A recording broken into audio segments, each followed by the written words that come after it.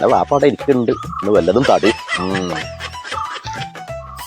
ആ പെൺകെട്ടുകാരൻ വരുന്നുണ്ടല്ലോ, ചിലപ്പോ എന്റെ മോന്റെ കാര്യം ശരിയായിട്ടുണ്ടാവും. അസ്സലാമലൈക്കും. അങ്ങോട്ട് കേറിയിരിക്കേ, നിങ്ങളെ മോന്റെ കാര്യം ശരിയായിട്ടുണ്ട്. എന്നിട്ട് വരി മോനെ സംസാരിക്കാം. നീ ഒരു കോമാളിയാണ്.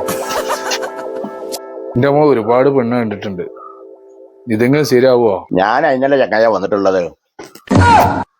കുറച്ച് തെക്കുന്നാണ്. പെണ്ണ് നല്ല പഠിപ്പും വിവരമൊക്കെ ഉള്ള ആളാ. ഞാൻ 2-3 കാര്യങ്ങൾ ശരിയാക്കിയിട്ടുണ്ട്. അപ്പൊ അവരൊക്കെ നല്ല കുട്ടികളായിട്ട് നല്ല ജീവിക്കുന്നുണ്ട്. പിന്നെ ഇപ്പോ നിങ്ങളെ മോന്റെ കാര്യം പറഞ്ഞു വെച്ചിട്ടുണ്ട്. പെണ്ണിന് ഇഷ്ടപ്പെട്ടിട്ടുണ്ട്. പിന്നത്തെ കാര്യം പറയണമെങ്കിൽ കുറച്ച് ചില്ലറ ചെലവാവും. ഞാനാണിപ്പോ ബസ്സിന് പൈസ വേറെ അടുത്ത് കടം വാങ്ങിയിട്ട് അങ്ങോട്ട് വന്നിട്ടുള്ളത്.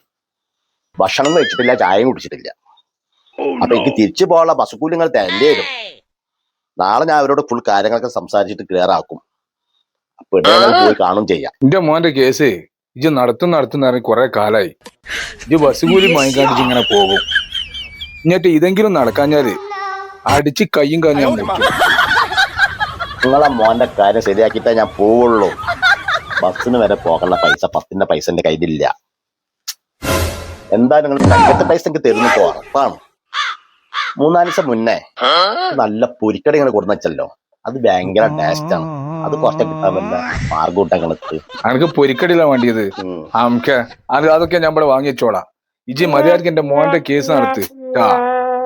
അത് ഉറപ്പായിട്ട് ഞാൻ നടത്തും. പിന്നെ ഞാൻ വരുമ്പോൾ ഞങ്ങൾക്ക് വിളിക്കും. പൊരിക്കടി ഇവിടെ കൊടുന്നേക്കണം. ഞാൻ ബസ് പൈസ ഇങ്ങനെ കാട്ടിക്കാണി. എന്റെ ബസ് കൂലി ഇജ് മര്യാദക്ക് ഈ പെൺകെട്ട് നടത്താൻ നോക്ക്. അടുത്ത വരെ നല്ല പൊരിക്കടി ഇവിടെ ഉണ്ടാവും.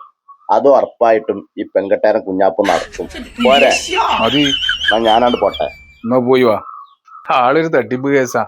ഇതെങ്ങനെ നടന്നാ മതിയായിരുന്നു. പൊരിക്കടിയൊക്കെ വാങ്ങി വെക്കാം. ഇന്നൊരു കട ഓപ്പണിംഗ് ഉണ്ടല്ല, അവിടുന്ന് തന്നെ വാങ്ങി വെക്കണം.